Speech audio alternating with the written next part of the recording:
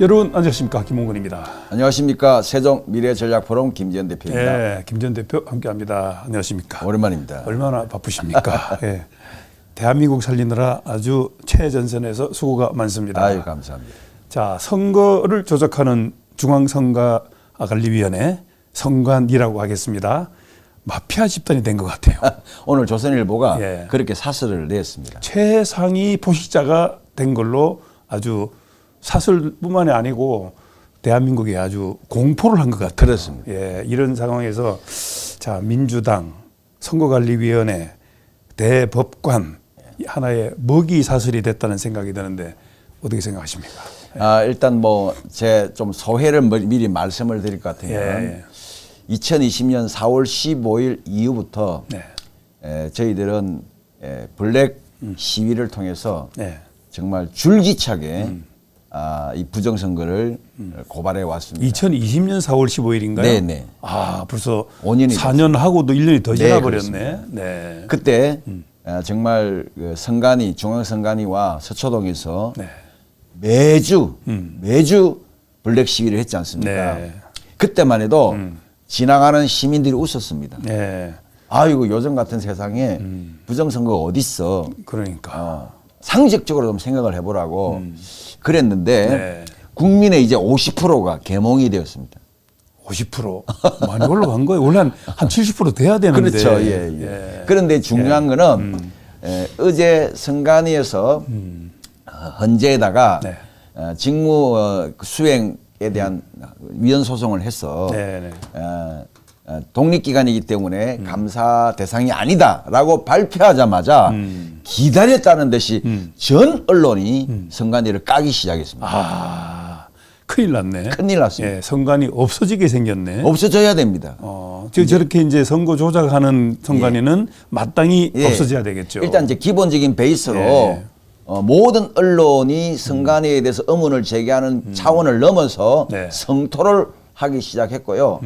물론 앞장서서 싸웠던 분들은 이제부터는 본격적인 이제 행동에 들어가려고 준비를 하고 있는 것이고요. 네. 자, 이런 것이 밝혀지기만 하면 어떻게 보면 국민적 혁명의 도화선에 불을 붙이는 것과 똑같습니다. 그 뭐 선거 조작이 없다, 부정선거는 없다라고 생각하는 사람들은 대한민국 국민이 아니고 아니죠. 반대한민국 그렇죠. 국민인가요? 예, 종북 세력이고 종중 세력이라고 할 수 있는 것입니다. 아, 자, 그러면 이 이제 부정선거를 미국에서 발표하기 시작했다. 네, 그렇습니다. 예. 그래서 요런 지금 뉴스가 영어로 나와 있지만 바로 번역이 돼 있습니다. 이렇게. 예. 맷 슐랩이라는 그 미국의 보수 ACU의 대표이시고 네. 이번 10팩을 주최하신 분이 있으시죠. 네. 이분이 트럼프랑 가장 측근으로 알려져 있습니다. 트럼프 행님이라 그랬는데. 아, 예. 트럼프 행님. 이분이 윤 대통령이 탄핵을 되어서 네. 직무 정지가 되자마자 한국으로 날아오셨어요. 예, 여기 이제 여기를 보시면 이렇게. 두 번째 걸 보시면 요거? 아니 옆에 거. 요거. 예. 이분이 이제 맷 슐랩이라는 분이 뭐라고 발표를 했냐면 저는 서울에 와서 윤 대통령을 만났습니다. 아마 총장이란 말은 프레지던트를 좀 크게 아마 한번 이제 보겠습니다. 번역을 하다 보니까 이렇게. 잘못됐는데 윤 대통령을 만났습니다. 그리고 그의 이야기를 들었습니다.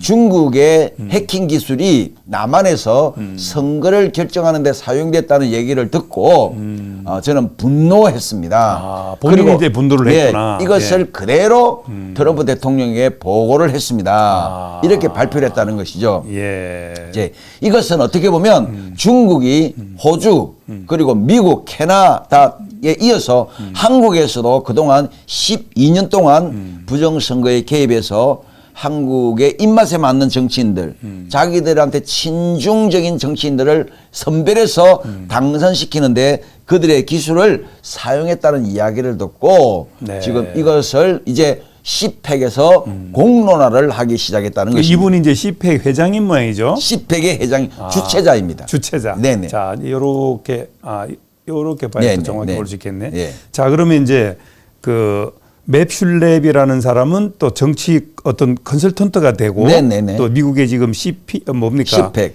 아니 뭐 ACU 회장도 했다 예, 그랬죠. 보수연합회. 보수연합회. 미국의 총보수연합회. 예.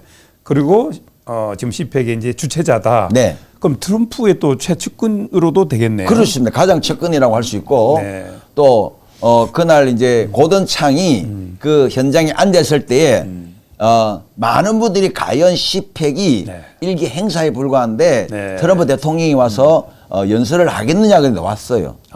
그랬구나. 예. 그러면 탄핵 되기 전에 먼저 만났나요, 한번? 이제 지금 그 전에 내용에 다른 의하면. 측근을 보냈고 이분은 탄핵된 후에 오셨고 탄핵된 후에. 고든창이라는 변호사가 있습니다. 고든창, 예. 이분은 이제 또 다른 분이신데 이분이 정확하게 예, 정확하게 얘기를 하셨고 그분이 어제도 일부러 이 자리에서 뭐라고 얘기했느냐면 네. 대한민국에서 중국이 개입해서 대한민국의 선거를 조작했다는 것은 숨길 수 없는 사실이다.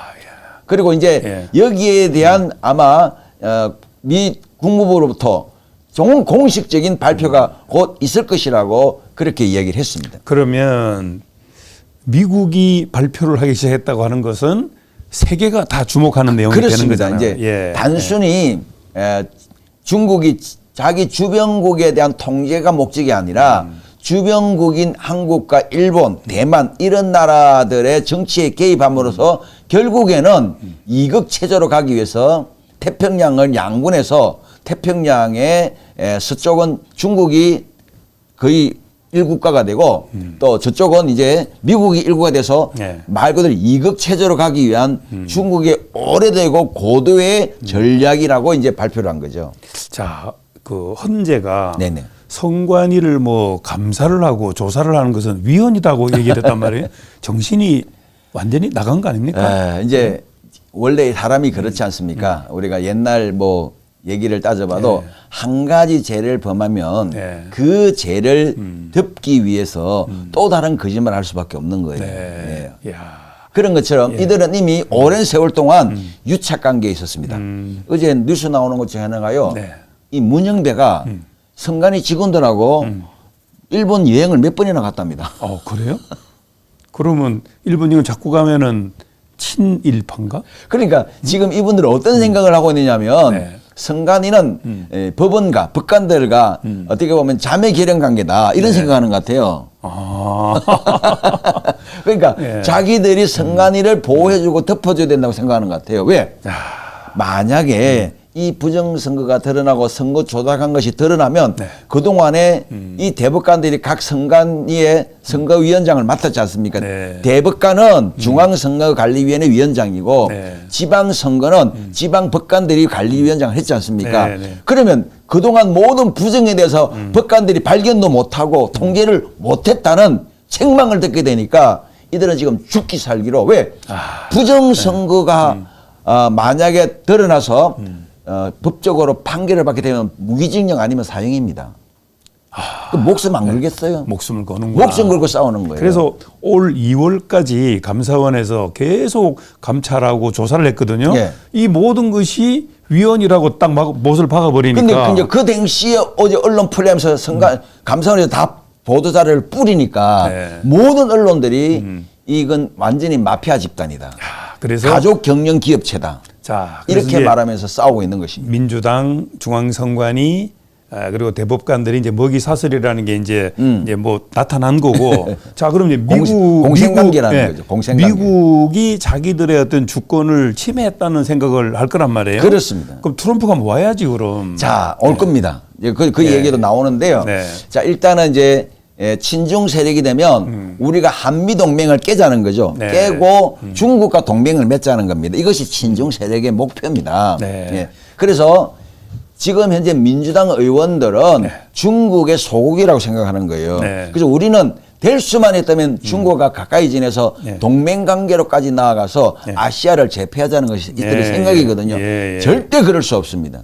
절대 그럴 수 없습니다. 여러분, 오죽하면 북한의 김일성이 일본은 100년의 적이라면 중국은 1000년의 적이라고 했겠습니까? 너무 오랫동안 그렇게 하다 보니까 네. 지금 가까이 있는 일본은 얼마 제일 기껏해야 크고 100년의 세계지만 그런데 중국은 아무것도 아닌 것처럼 예. 그렇게 생각하는 경향이 예, 있다. 근데 얼마나 중국이 대한민국을 삼키기 위해서 5,000년 역사 속에 한국을 침략했습니까? 아니 오늘 아침에 MBC 그 뉴스 진행자가 새로운 얼굴이 있어가지고 네. 저게 누군가 그래 봤더니 네. 이름이 손영이래요. 손영. 이령. 예.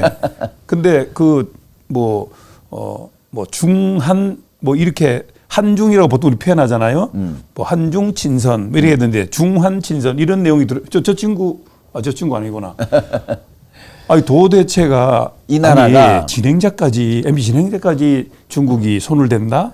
이거 어떻게 되는 겁니까? 결국 이제 이번에 윤석열 대통령께서 네. 이 계몽령을 하지 않았다면 우리는 모르죠. 묻혔어. 네. 결국에는 다 잠식된 후에야 네. 다 뺏기고 난 후에야 우리는 깨닫게 될 뻔한 것이죠. 알겠습니다. 자 여기 보면 저는 서울에 있는 동안 이제 윤석열 얘기를 하는 거죠. 네, 윤석열 윤 총장님을 만나서 그의 이야기를 들었습니다. 중국의 기술이 남한에서 선거를 결정하는 데 사용된 엄청난 부임로입니다. 이렇게 했습니다. 그래서 이제 선거를 조작한 선관위 이 마피아 집단 최상위 포식자라는 것을 이제 알았으니까 여기에 국민이 일어서야 된다는 그래서 말씀을 바로 드리고, 내일 네. 1천만 명의 국민들이 3.1절. 예, 3.1절 내일 토요일 이제 다행히 감사하게도 김진홍 목사님의 중재하에 강화문 세력과 우리 그 세이버 코리아 같이 만납니까? 소년보 세력이 네. 연합을 하자. 모이는 장소는 강화문 그리고 여의도지만 그러나 전체적인 방송을 공유하면서 부분 같이 진행하는 걸로 결론이 됐어요? 났습니다. 내일 서울 갑니까? 네, 갑니다. 같이 갑시다. 알겠습니다. 자, 내일 여러분 많이 나와 주시기 바랍니다. 네, 자 선거 조작 선관위 마피아 집단 최상위 포집자가 된다는 것에 국민의 분노가 크게 달했다는 말씀을 아마 내일 예. 대한민국 헌정 역사상 가장 많은 인원이 용산까지 서울역을 넘어서 삼각지를 넘어서 용산까지 아마 1,000만 명이 모일 것이라고 확신합니다. 그러면 5,200만 대한민국 국민 중에 1,000만 명. 아이들 빼고 또 학생들 빼고 예. 그러면 거의 다 오는 거죠. 거의 다 오는 거네요. 세종 대전에서만 거의 버스가 50대가 갑니다. 예, 대한민국 바로 서야 되겠습니다. 그렇습니다. 김전 대표 함께했습니다. 여러분 감사합니다. 감사합니다.